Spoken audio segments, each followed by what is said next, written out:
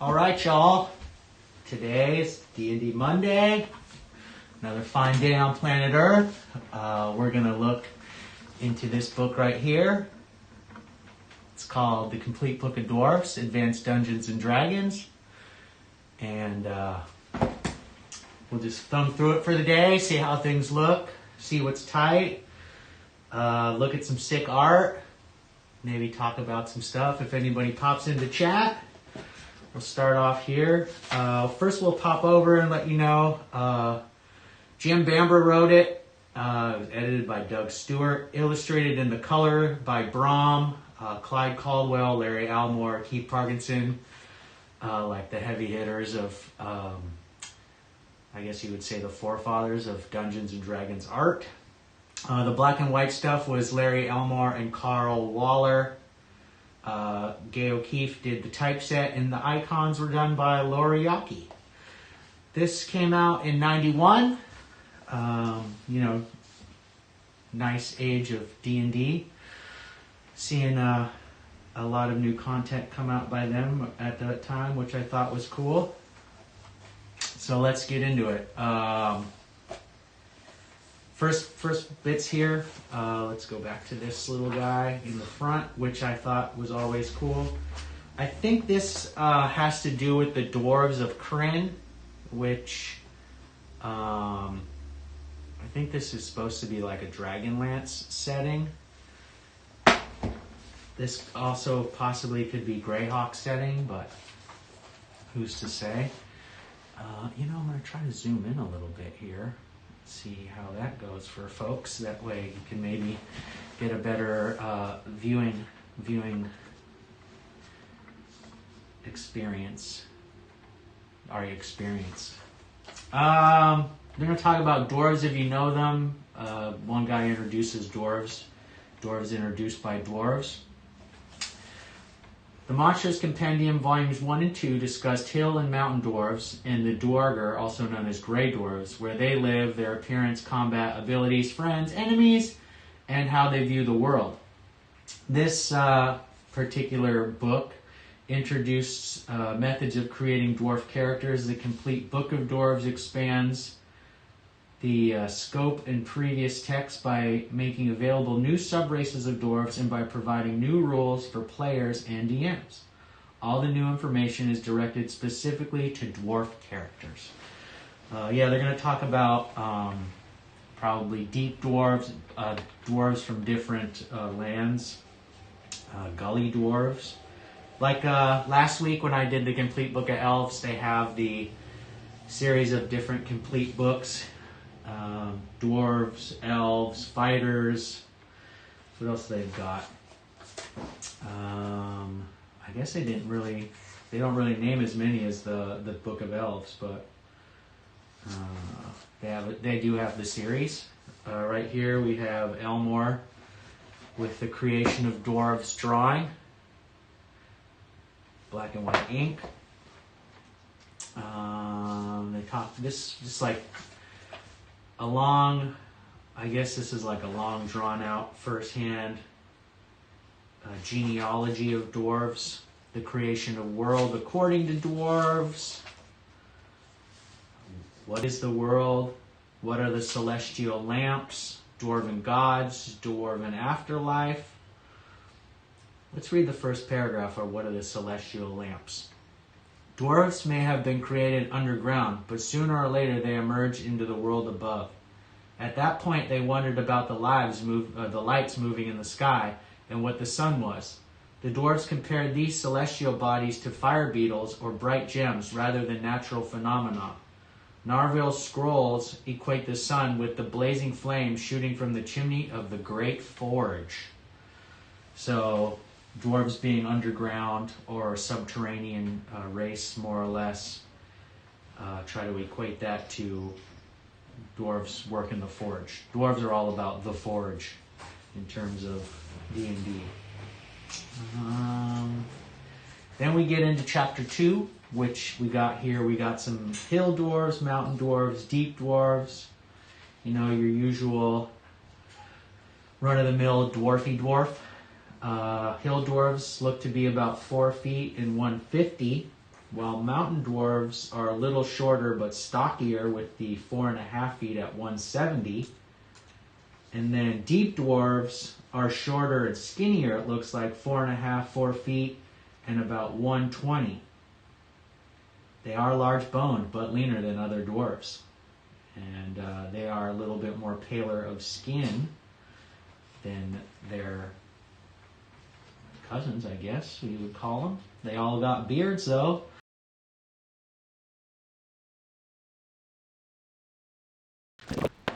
Whoops, almost had a glitch there. That one is your hill dwarf. We've got the old mountain dwarf. And we've got the deep dwarf. So then we get into some of the other dwarven races, the sundered dwarves, who are unlike most dwarves. Sundered dwarves live on the surface. Once hill and mountain dwarves, they were cut off from their kin and traditional ways of life. Where deep dwarves went downward, sundered dwarves were forced onto the surface. Then we have the Duergar, which are known as gray dwarves. Those tend to be more evil, less hair on top, more beard. I don't know if you would say more beard, but they're 4 feet and 120. The sundered dwarves are 4.5 to 5 feet and about 155. Then we get into, I think gray dwarves are more specific towards Forgotten Realms. And then we get in over here to gully dwarves, and those I only read about in Dragonlance. I don't think they had gully dwarves in like Greyhawk, or in definitely haven't seen any gully dwarves in Forgotten Realms. Duergar, as you know right here, those are tending to be more evil. They, not the nicest people, kind of some real fuckers. Gully dwarves are kind of the degenerate white trash dwarf, I guess you would say. Tend to be kind of a scrub. Let's see how tall and how much they weigh. 4 feet, 100 pounds. The most slender of the dwarves, it looks like. Thin fingers. It's a status symbol for gully dwarves to have a large pot belly, for it displays his skill in scavenging.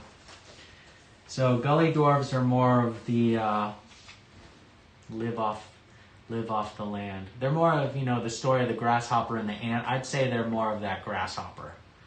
And regular dwarves are more of the ant, if that's some sort of good way to put it out there. Here we go into chapter 3, which is your life as a dwarf. And they start off here with dwarven clans.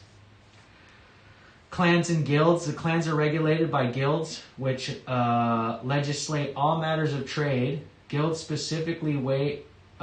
specify weights and measures, quality, and the pricing of items. For example, the Guild of Bakers establishes the weight, price, and ingredients of loaves of bread. All clans conform to these strictures. These of those of other strongholds will have different strictures imposed by their guilds. This leads to situations where dwarves from one baker's clan will get into heated arguments with a baker's clan from another stronghold over which one's loaf is of the correct weight. This, combined with their stubborn nature and inability to compromise, is why dwarves are so wary of each other. One view is always right and the other is always wrong. So if you're trying to glean any information about dwarves, they're kind of hard-headed, stick in the mud. I'm sure they'll hold a grudge till they're dead. So, new clans are formed when dwarves decide to take up a different profession from that of his own clan. He may learn a new profession by apprenticing himself to another clan with the understanding that he will either become a member of the clan through marriage or that he will practice his new trade at a different site. In both cases, he relinquishes membership in his original clan and swears never to reveal the secrets of its guild to others. So, strict society A sick or injured dwarf will be fed and cared for by his kin. Those in good health are expected to work in order to maintain the welfare and reputation of the clan. No dwarf would ever do otherwise. Comrade Dwarf, very socialist. Which is cool if they get sick. And, it's very, very nice of them. We have dwarven loyalties, worldviews, love and stability, dwarven crafts, dwarves and humor. Dwarves are viewed as humorless, if not downright grumpy by other races. This is a fair assessment. They do not often tell jokes and have no appreciation of practical jokes. Society is based on law, order, and a respect for one's followers. A dwarf does not abuse that respect by ridiculing another's dignity. So, very dry people. Let's look at dwarven crafts.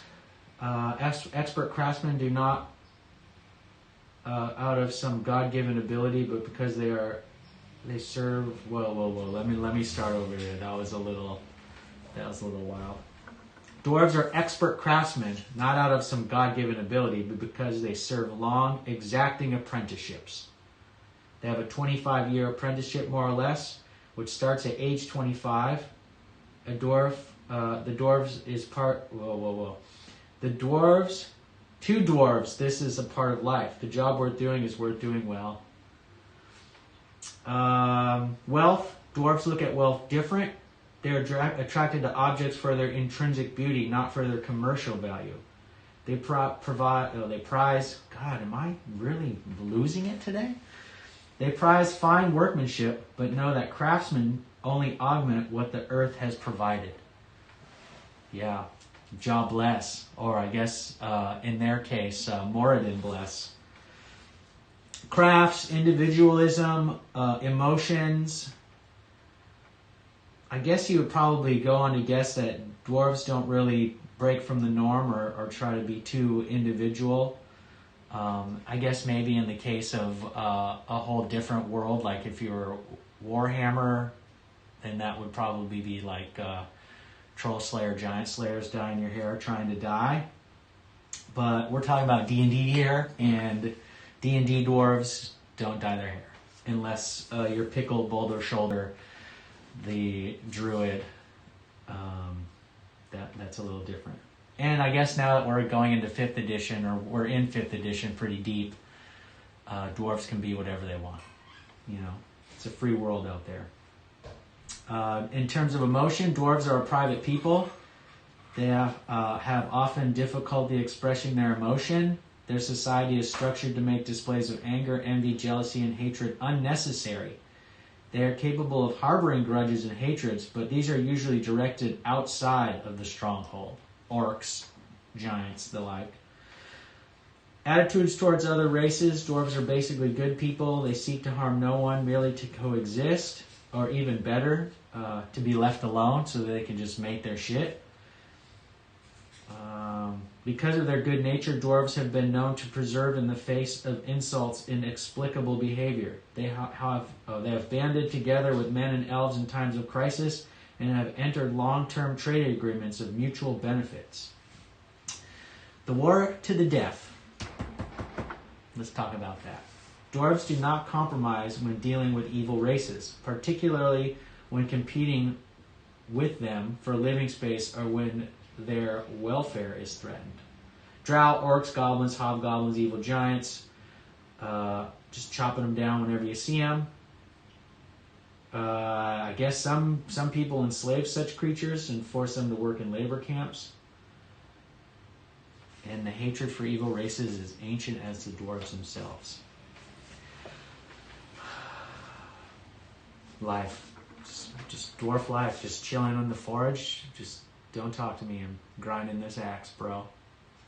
You even grind, bro? It talks more about dwarven hearths, marriage, the life cycle of dwarves, apprenticeship, marriageable age, adult life, dwarf diet, clothing, music, and singing.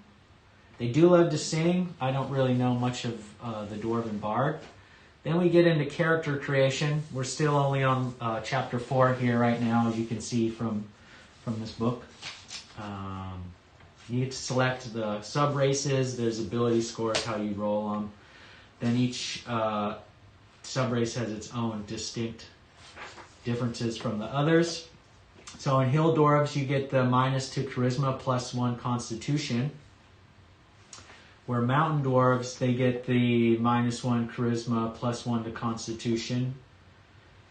Dwarger get -2 Charisma, +1 Constitution. Deep Dwarves are also a -2 Charisma, but they get +2 to Constitution. So they get a lot more in terms of not getting hurt or sickly, or more hit points if you're into that. We got Sundered Dwarves are a -1, +1. Gully Dwarves are -2, but they get a +1 to Strength and Dexterity. Gully Dwarves seem kind of like the good way to go if you can deal with their unruly nature, or how you may have to play them as kind of basically a scrub. I kind of think of them as like your freeloader friend that you're like kind of bringing along, and they like never have any money, and then they're like, hey, what does that taste like? I've never had that flavor before. Oh man, I sure wish I had some. You know, that kind of thing. That's your typical Gully Dwarf. Here it says Gully Dwarves are stupid. They are master scavengers and have raised groveling to an art form. They do not fight very effectively. Players should bear these restrictions in mind when considering playing a Gully Dwarf character. So you got to try to just be non-combative, smarmy scrub. Sundered Dwarves are unlike any other dwarves, tending to be dirty and unkept, though not as filthy as Gully Dwarves. They live on the surface and suffer from claustrophobia. Let's see what some special things about these other dwarves is when we go back. Dwarger, got that, typically evil. Keep in mind the alignment. Most good or neutrally aligned races are going to be suspicious of you. Deep Dwarves, they live far into the earth and have superior infravision. Mountain Dwarves are fairly uncommon. Players who have existing Mountain Dwarf characters generated by using the player's handbook need only make minor adjustments to their character. These include height, weight, and age. Otherwise, keep the character as they are. And then Hill Dwarves, the most common dwarf found in the AD&D campaign world method for creating out of the player's handbook. So that's pretty much the same. I see that the infravision on Hill Mountain Dwarves is less. The Deep Dwarves get 120 when the Hill and Mountain Dwarves get 60. Sundered Dwarves only get 30, and Gully Dwarves get 60. Gully Dwarves have a thing that's pretty cool. It's the groveling table. Let's move that back up. So, special advantage is that a Gully Dwarf may attempt to grovel. At any time he is in a dangerous situation and is not immediately enraged or engaged in melee, he may throw himself on the mercy of his attacker, or faint in the hope that he will be ignored in the ensuing melee. This causes his opponents to make a saving throw versus magic. If they are successful, they may attack the Gully Dwarf. If they fail, they may not attack him for 1d6 rounds, but they may restrain him or tie him up. The saving throw is modified by the Gully Dwarf's level as shown on the groveling table. Whoa. Grovel table. That's probably the sickest thing that I've seen in here so far. Your party members probably are going to be pretty bummed if you're groveling and not helping in combat. But I guess groveling to take up somebody else's turn might be pretty cool. They get saving throw bonuses against poison and magical attacks. We kind of do that. That's out of the player's handbook. That's already there. Magical malfunctions is I believe, in the player's handbook. The underground detection ability, combat bonuses, class maximums and stuff. Now they have it broken down over here by the exact sub-race. A lot of times, generally, Dungeon Masters, if you're in a high-level campaign, they'll let you forego that. I'm playing in a campaign now where we aren't really skipping that, so there's somebody who has a half-orc that is like maxed out on their cleric, and now they're just going with rogue assassin, which I think is really cool. Exceeding level limits. So if you have your prime requisite is X amount of numbers or whatever, then you can go above the level limit. So potentially, if you are a mountain dwarf, you could be a 20th level warrior if your the prime requisite was 19. So maybe if you pulled out all stops. They got the racial thieving table, height and weight, a name generator, which is pretty cool. I'm gonna go get some dice. I'm gonna fuck with the name generator. Pull out the old dice pack while I stand back here and look pretty mellow. Hopefully the light holds out because it's already evening time here, but these are my friend Rex's dice, so thanks Rex for that. I also want to thank my friend Jen and Richard because they helped me get here. Computer setup, talking about D&D. I think Richard's going to help me get a computer because the microphone I'm using isn't the best, and I have this really nice microphone here. It's like a really decent microphone, but the problem is my computer doesn't have enough USB recognizable inputs, so it's an asshole. Anyway, let's roll a random dwarf name. 20, THR, it's a good start for prefixes, and 14, let me see. Oh, it's only D10 for the suffixes. Roll the 7. IN. So this guy's name is Thrin. THRIN. Thrin. But if it was a female, her name would be Thrila. Let's try that again. It seems pretty fun. Make up some random names. 7. Doll. With a 6. IM. Dalim or Dalila? It's pretty simple. Dwarves, they got simple names for simple pleasures. Aging effects, height and weight. We got proficiencies again, which you can pick out. General, crafting. Most of this stuff is in the player's handbook, so it probably isn't too new.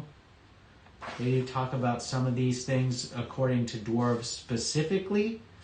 So in terms of direction sense, you get a +2 to your modifier when using their direction sense underground. There is Dwarven Ruins as a skill. Intimidation, which dwarves love to do when they're fighting people. A 6th level warrior attempting to intimidate a hit die 1/-1 goblin would get a +6 bonus to their intimidation ability. Against a 10th level human warrior, our 6th level dwarf intimidation proficiency would be reduced by -4. Higher level characters are less likely to be intimidated. So that makes sense. The more prowess you show. They go on to give the explanation specifically to dwarves for the different proficiencies.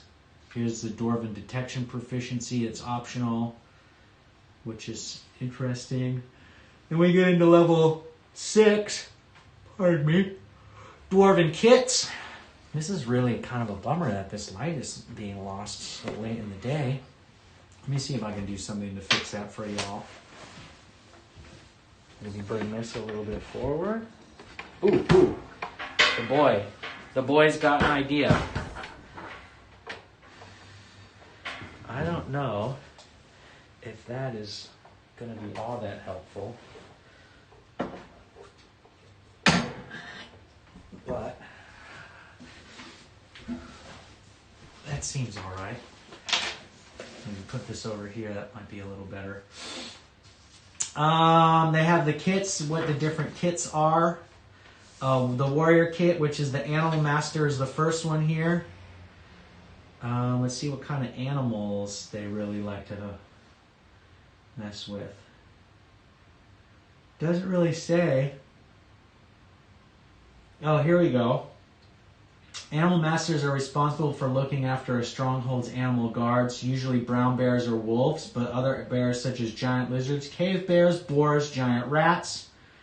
And then I'm assuming when you get underground, like deep underground, there might be some other interesting little beasties. They got the axe for hire, which is like a dwarven mercenary, which I think is pretty tight. Dwarves tend to like to. I mean, I would say if you're going to play a dwarven mercenary, if you're going off of the whole living in solitude, don't talk to me, I'm here just working the forge, there probably is some reason why that particular dwarf left, or they would probably be a sundered dwarf in the case of stuff like that. Clans dwarf. This is what people think of when they think of dwarves. They are the majority of dwarf society. It's craftsmen and militia. They are skilled in a craft and receive military training from adolescent. So it's your run-of-the-mill dwarf. The Hearthguard is a female dwarf who has received intensive military training, frequently a weapons specialist. She fights as well as, if no better, than most males. That sounds a little sexist in the day and age, but this you have to keep in mind, I guess, is supposed to be a little bit more hyper male centric. When this is also wrote in '91, when people's mindsets were a little bit more masculinity driven. So we'll throw them a pass on that one. Battle Rager, they're definitely cool. There's a lot of Thibbledorf plant talk in a lot of those Bobby Salvatore books where he is a battle rager, basically getting drunk with some spiked armor and throwing yourself in there and just jiggling. The jingling, baby. Go ahead, baby. That song is probably what they play when they run in there and just start punching people in the face. There are minimums for Battle Rager. You have to have a minimum strength of 15 and intelligence can be no higher than 10. Especially, also wisdom can't be higher than 10. It says that they are believed to have been touched by a dwarven deity and is held in reverence and fear by his fellow. Madness and irrational behavior are commonly associated with Battle Ragers. Many believe that if killed in battle, Battle Ragers return to the earth to be reborn with more power. Therefore, they have no fear of death. They fill a particular niche. He is a fearless warrior, able to create an insane rage within himself, which increases his fighting ability and distorts his physical features. While enraged, a battle rager's face becomes twisted and his teeth grind together. Spittle flies from his mouth and dribbles down his beard. His eyes enlarge, bulge, and become bloodshot. Size increases, his height may be an inch or more, and his muscles swell and his body expands. So yeah, that seems pretty sav. And by that I don't mean savvy, but savage. There's a whole special benefits. Look at how much benefits these guys get. They get like a whole bonus. The Killing Rage. While in a Killing Rage, the Battle Rager receives the following special benefits. +1 to hit, +3 to damage, +10 hit points. They do get a minus to their AC, which is better in 2nd edition, don't forget. So AC would drop to AC, or AC4 would go down to 3. Means your AC improves. Immunity to a specific list of wizard spells. Charm person, emotion, fear, friend, hypnotism, sleep, irritation, ray of enfeeblement, scare. Oh, the Geas, they can't get that either. And they can't have these clerical spells cast on them. Command, charm person, or animal, enthrall, cloak of bravery, remove fear, symbol. Hold person still works, it looks like. They get +4 saving throws on top of their dwarf bonus against these wizard spells. Blindness, Tasha's uncontrollable hideous laughter, hold person, charm, monster, confusion, and against hold person, hold animal. So you can still hold them, but they get a bonus. So the Finger of Death spell kills a battle rager instantly if he fails to make a saving throw. If he makes a save, he doesn't suffer the 2d8 plus 1 points of damage until his killing rage ends. While in the rage, he is immune to knockout results from the punching and wrestling rolls and takes only half damage from barehanded attacks. Now here's some disadvantages. He is oblivious to pain. He takes note. The DM takes note of the battle rager's current hit points when the character first enters his killing rage, reducing them as he takes damage. The player is not told how many hit points of damage he takes from enemy attacks or how many he has left. He is only aware that he is enjoying himself tremendously. He is told how much damage his character has received when he falls over dead or the rage ends. I think that is actually kind of sick. That's kind of a really good twist where you're like, okay, I got 80 hit points. You know, here you go, Billy. You pass him the list, and then you're in this battle, and the rage starts. It's like go time. And you just keep going because you're like, this is tight. Like, I'm on a sick one, you know? And then you either die or you live. And it's like, cool, I made it, or I died in battle, so I'm reborn with more power. Here's another one. You must continue to fight each melee round until all opponents have been killed. He may attack any enemy within range of his weapon. If none are in range, or once he kills an opponent, he must attack the nearest enemy.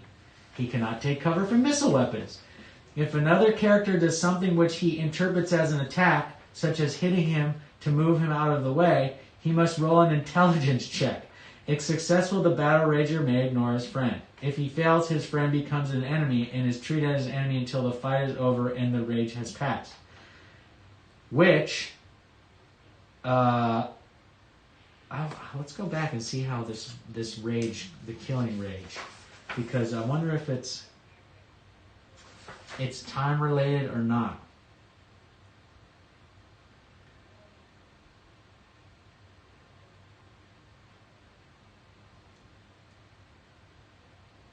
Okay, after 5 rounds, during which time he can fight or perform other activities, he enters the rage. This will last until there are no enemies left or to slay. So that means, like, if you're a friend, just think about this. If you're a friend and you accidentally fuck up this dwarf, he's going to keep raging until you're dead, no matter if you're his friend or not. So, I don't know, you might have to play dead, make an intelligence check. That might be kind of gnarly. You are temporarily unaffected by the clerical spells Bless, Cure Light Wounds, Aid, Cure Serious Wounds, Cure Critical Wounds, Heal, Regenerate, or Wither. Wither. He only takes the benefits of these spells when he's not in rage. So you can't even heal. Like, you can't have someone heal you to keep going. The taunt spell is automatically successful and causes him to abandon his current enemy and rush to attack the taunter. Once the rage is over, he loses all of its advantages, including the 10 bonus hit points. This could cause him to die instantly or collapse unconscious if he is at 0 or less hit points remaining. After the rage subsides, he suffers a -1 penalty to his attack rolls, a -3 to damage rolls, and a +1 to his AC. This effect remains for the same number of rounds that he was enraged. So if you're in a real long battle, you're going to have a long, long rest. Being a psychopathic killer with an axe is a special hindrance in itself, particularly because he is a liability to himself and all who adventure with him. Other dwarves react to battle ragers with a -3 reaction adjustment penalty, but instead of attacking, they will withdraw. Other races automatically sense the latent violence in a battle rager and react to him with a -2 penalty, though they may not have enough common sense not to attack him. Get normal wealth. Okay, more fighter stuff. Battle rager, way sick, but you may not have a long life, depending on how well the rest of the party does at killing the battle before you die. Highborn or member families of hold political power within the clan, so you're more of like royalty in dwarves. Outcast, you're the misfit dwarf. You can't easily fit in. You can be found wandering deep underground or among human, elves, gnomes, and monsters. I feel like Athergate from more of those Bobby Salvatore. I'm going to probably mention Bobby Salvatore books a lot. R.A. Salvatore by some people, just because he has written a huge chunk of the world and the canon and a lot of stuff that people have expected, I suppose. But Athergate was one of the dwarves that he had in there, which was, not early on in the Drizzt stuff, but he came on later, and so people tended to pick up on him because he was pretty cool. I actually liked him. He's had really a weird, fucked up, dry sense of humor sometimes.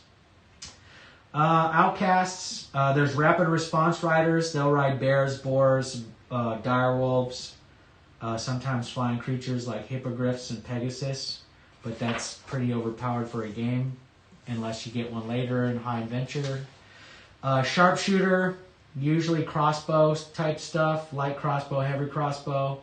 Then we get into priest kits, crafts priests, which are pretty cool. The pariah is one of the priests that left the stronghold, either voluntarily or under pressure.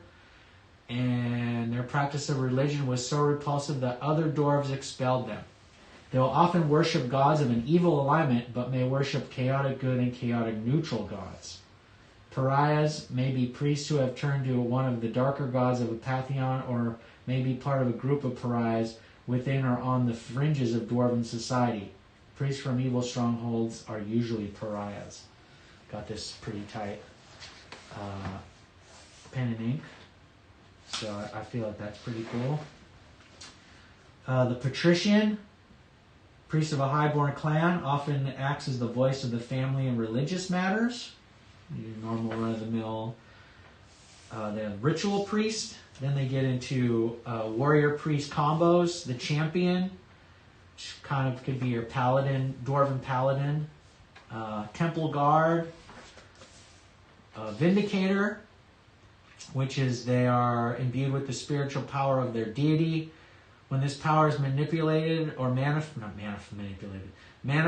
they become a fearless and powerful warrior. They're able to end or rage familiar to that experience by battle ragers. Their face becomes contorted and their teeth grind.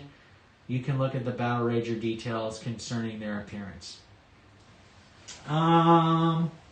You can't belong to any religion that is concerned with peace or love. They worship gods of war, death, and elemental forces. So there's some stuff that's in there. Thief kits, you got a diplomat, you got the entertainer, locksmith, which is kind of cool, pest controller. Then you got some warrior fighter kits. Ghetto fighter really talks to me in some way. Though they are, dwarves do have like that socialist nature. There's also the ghettos in the world of dwarves. The trader, a vermin slayer, which seems pretty cool. It's a highly skilled specialist who enters the tunnel systems of monsters such as kobolds, goblins, and germlanes with the intention of eradicating them. Vermin slayers are also adept at negotiating the constricted passages created by giant rats, centipedes, and other pests and vermin. It's like a tunnel runner in a way. I think that's vermin slayer could really, really fit in with that. I don't know. I feel like there's a lot of flavor behind that for a vermin slayer. It's like a lot of playability we could put. Wayfinder. I feel like Wayfinder would be a cool, like deep underdark. Somebody who's like your underdark navigator scout would be cool. Wayfinder is a hardy mix of warrior and thief who usually operates independently of other dwarves. He cares for himself, acting on his own initiative, and is able to survive for long periods of time on a minimum of food. You have to have an intelligence minimum of 12. They're employed mostly as underground explorers and spies. They chart the best routes underground, note supplies of food and water, mark down the locations of any mineral deposits they find. They're usually there to explore new areas for mining and to chart underground waterways. This is the only dwarf kit with swimming as a bonus proficiency. So keep that in mind. Then we got dwarven personalities, like their basic background. Yeah,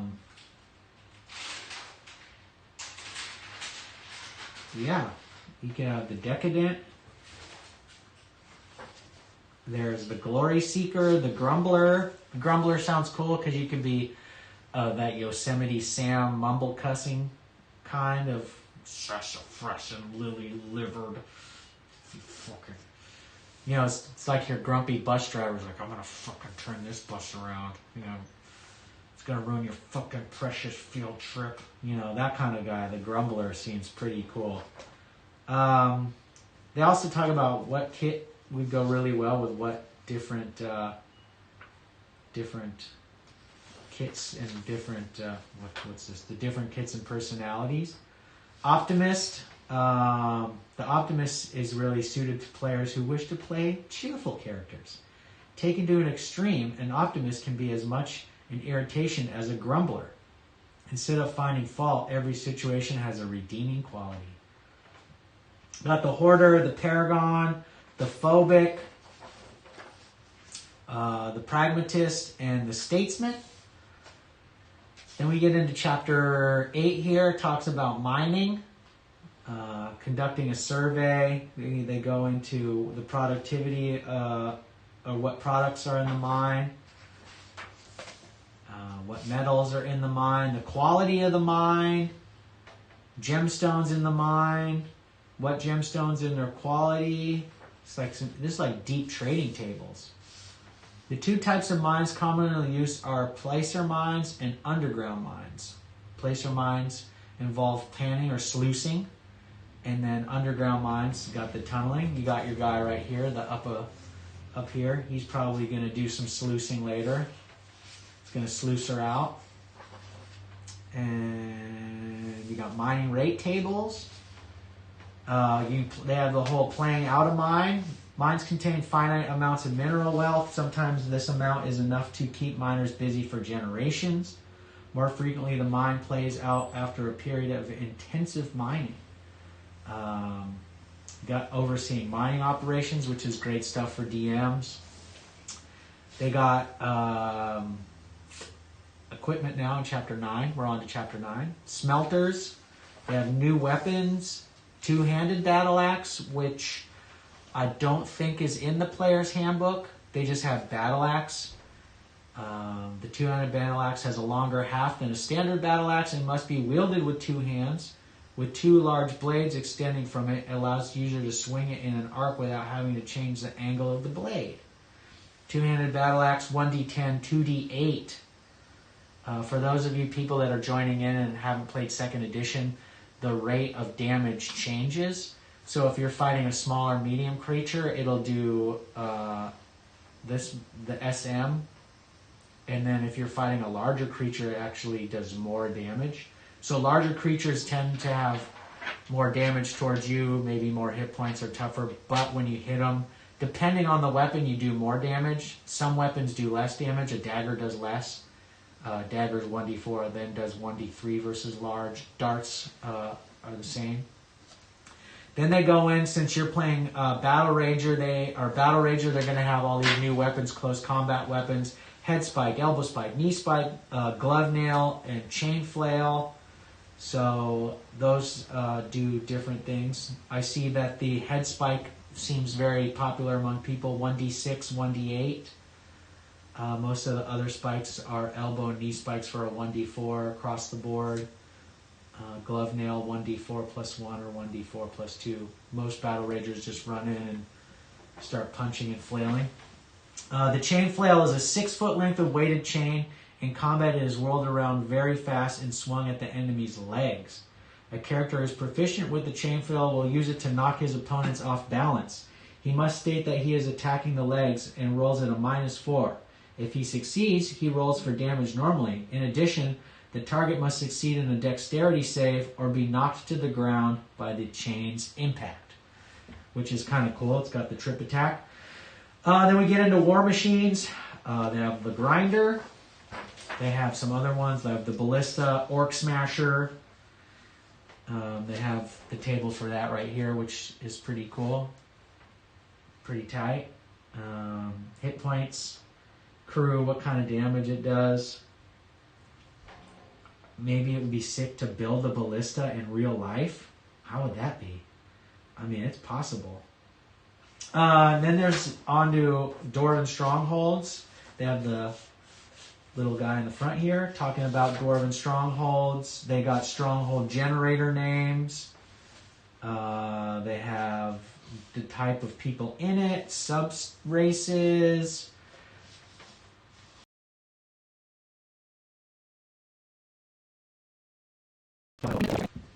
Which is cool. Types of stronghold. The age of the stronghold, the government. This is like a lot of, flexibility. Attitude. Resources. We got this sick Elmore where these guys are gonna fuck up these orcs. Blowing horns and pedaling at the same time. Just ray gang right through, just like burr, burr, burr, burr. Guy on top pedaling and spearing. Another dude steering. This thing is wild. Dwarven ingenuity. Holy Moses. Then you got the player character race interactions. So now you got this table as to what, how they feel depending. Like the 120, you roll through 1 through 20. That's with your stronghold, not individually, because player characters can play however they want. But if it was a stronghold and you're a dungeon master and you're like, well, let's just see, what's going on. 5. Boom. Cautious with elves, indifferent to gnomes, and indifferent to humans and halflings.